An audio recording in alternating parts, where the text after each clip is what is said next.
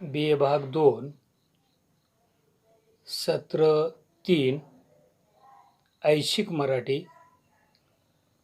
Paper क्रमांक 4 काव्यगंध आणि काव्यगंध या पुस्तकातील वसंत बापट यांच्या ज्या काही प्रेमविषयक कविता आहेत त्या प्रेमविषयक कवितांचा या ठिकाणी आपण आढावा घेणार आहोत. सुरुवातीला स्थूलमानानं वसंत बापट यांचा परिचय आपण पाहूया. कवी वसंत बापट यांचे मूळ नाव जे आहे ते मूळ नाव विश्वनाथ वामन बापट. 25 जुलै 1922 रोजी सातारा जिल्ह्यातील कराड येथे त्यांचा जन्म झाला. पुण्यातील SP महाविद्यालयात त्यांनी शिक्षण घेतले. नंतर मुंबईतील महाविद्यालयात संस्कृत आणि मराठीचे प्राध्यापक म्हणून त्यांनी काम केले. वसंत बापट यांच्यावर राष्ट्रसेवा दल आणि साने गुरुजी यांच्या विचारांचे जे संस्कार आहेत ते संस्कार झालेले आपल्याला पाहायला मिळत आहेत. वयाच्या 20व्या वर्षी त्यांनी 1942च्या चलेजाव चळवळीत सहभाग घेतला आणि या चळवळीतील सहभागामुळे त्यांनी 3 वर्षाचा जो तुरुंगवास आहे तर तो तुरुंगवास देखील इथं भोगला. साधना या नियतकालिकाचे ते संपादक होते.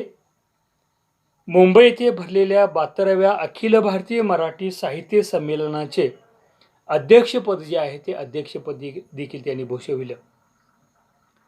बिजली हा त्यांचा पहिला कविता संग्रह. याशिवाय 11वी दिशा, सखीना, मानसी, शततारका, अनामिकांचे अभंग हे त्यांचे प्रसिद्ध अशा प्रकारचे जे कविता संग्रह जे आहेत ते कविता संग्रह देखील आपल्या इथं आहेत. उत्कट प्रेमगीतापासून स्फूर्तिदायी अशा प्रकारच्या समरगीतापर्यंत, भावपूर्ण अशा प्रकारच्या प्रार्थनापासून ते लावण्या गझलापर्यंतचे विविध काव्यप्रकार जे आहेत ते विविध काव्यप्रकार देखील त्यांनी हाताळले. आपल्या कवितांमधून त्यांनी सामाजिक राजकीय जाणीव ज्या आहेत त्या जाणीवा प्रकट करणाऱ्या कविता लिहिल्या. पण त्यांच्या प्रेमकवितेचा जो जास्त उदो झाला आणि त्यांची प्रेमकविता जी आहे ती प्रेमकविता खऱ्या अर्थानं वाचकांनी डोक्यावर घेतली. आपल्याला या विभागामध्ये त्यांच्या 5 कविता अभ्यासाच्या आहेत.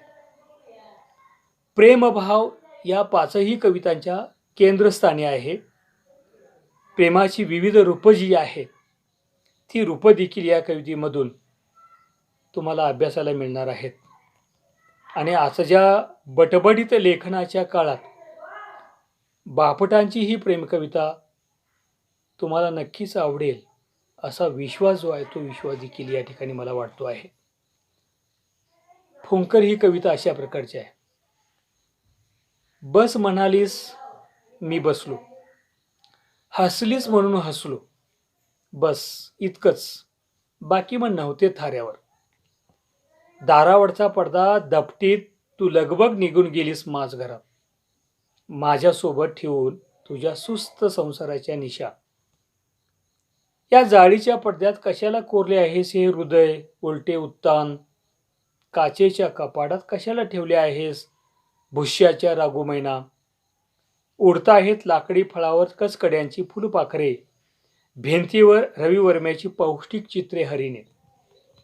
काळ्या मखमलीवर पतीच्या नावाचा रेखीव कशीदा, त्यातला 1 टाका जरी चुकली असतीस तरी मी धन्य झालो असतो. तू विचारलेस काय घेणार, काय पण साधा प्रश्न, काय घेणार. घेणार आहेस का ते सारे पूर्वीचे, मला हवे आहेत चिंचेचे आकडे, ते अधाशी ओठ, ती कुजबूज, त्या शपथा, दे झालं कसलंही साखर पाणी. तुझं आणि तुझ्या पतीचं हे छायाचित्र छान आहे. तुझ्यावरची सारी साय या फुगीर गालावर ओसंडते आहे. बळकट बाहू, रुंद खांदे, डोळ्यात कर्तेपणाची चमक छान आहे. राग येतो तो तुझा, या चित्रात तू अशी दिसतेस की जसे काही कधी झालेच नाही. मी तुला बोलणार होतो छादमीपणाने. निदान एक वाक्य, एक जहरी बाण, निदान एक, ते मला जमलं नाही. आणि तू तर नुसती हसत होतीस. आता एकच सांग, उंबऱ्यावर तुझ्या डोळ्यात पाणी आले इतकी का तुला सुपारी लागली? पण नको सांगूस, तेवढीच माझ्या मनावर एक फुंकर. अशा प्रकारे ही वसंत बापडे यांची कविता आहे. फुंकर ही कविता त्यांच्या गाजलेल्या प्रेम कवितापैकी एक कविता आहे. प्रेमभाव या कवितेच्या केंद्रस्थानी आहे.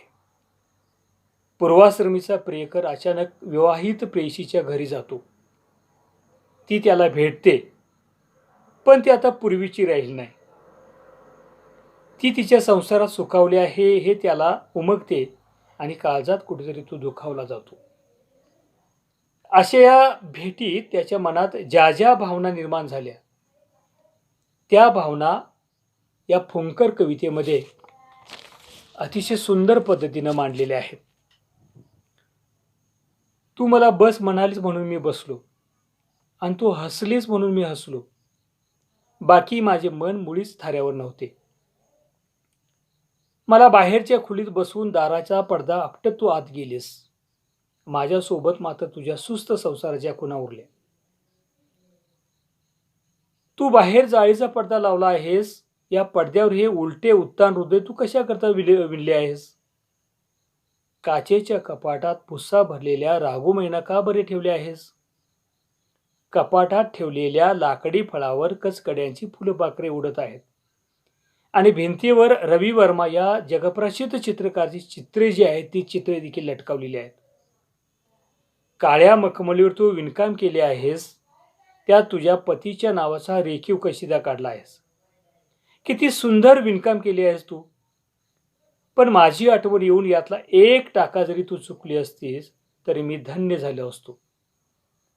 तू मला विचारलेस काय घेणार. मला वाटलं तू विचारावं, देणार आहेस का ते सारे पूर्वीचे. मला हवे आहे तुझ्या अधाशी ओठ, हवी आहे ती कुजबूज आणि त्या शब्दा. पण तू आता हे कुठलं देणार, किंवा दे झालं कसलं तरी साखरपाणी.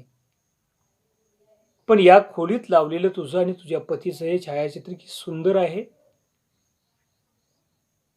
तुझ्या संसारात तुझ्यावर सुखाची साय चढली आहे. ती तुझ्या फुकीर गालावर स्पष्ट उमटली आहे. तुला काहीतरी टोचून बोलावं, तुला दुखवावं असं मला खूप वाटलं, पण ते मला जमलं नाही. आणि तू तर नुसती हसत होतीस, तुझं सुख व्यक्त करत होतीस. आता मात्र मला एकच सांग, मला निरोप द्यायला तू उंबऱ्यापर्यंत आलीस तेव्हा तुझ्या डोळ्यात पाणी का आलं? तुला खरोखर सुपारीचा ठसका लागला होता का? पण खरं काय ते मुळी सांगू नकोस.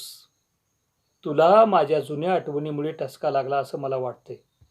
ते वाटणं तसंच असू दे, तेवढीच माझ्या दुखावलेल्या मनावर फुंकर बसेल. कवी म्हणतात, आता एक सांग, उंबऱ्यावर तुझ्या डोळ्यात पाणी आले इतके का तुला सुपारी लागली? पण नको सांगूस, तेवढीच माझ्या मनावर एक फुंकर, एक निखळ प्रेमानुभव. ही कविता जी आहे ती कविता निश्चितपणानं आपल्याला देत राहते आहे. भावनांची उत्कटता जी आहे ती उत्कटता देखील या कवितेमध्ये आहे. कथनात्मकता हा एक या कवितेचा विशेष आहे. आणि चित्रमयता जी आहे ती चित्रमयता देखील या कवितेत आहे. अशा प्रकारचे जे विशेष आहे ते विशेष या कवितेच्या संदर्भात आपल्याला पाहायला मिळत आहेत. प्रेमाची एक असफल पण मनाला चटका लावणारी कहाणी असेच या कवितेबद्दल म्हणता येईल.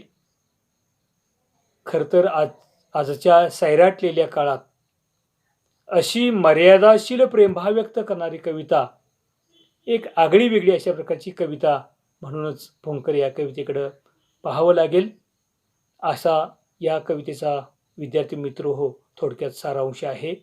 धन्यवाद.